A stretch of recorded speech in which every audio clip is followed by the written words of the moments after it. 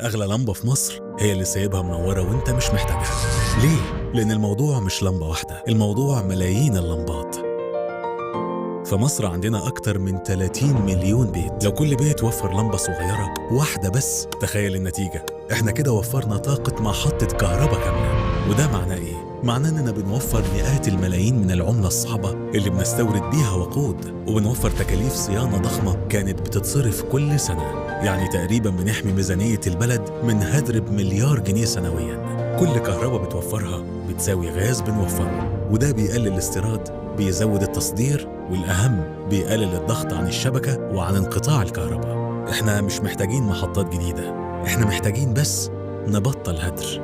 اطفي النور، افصل الشاحن، ظبط التكييف.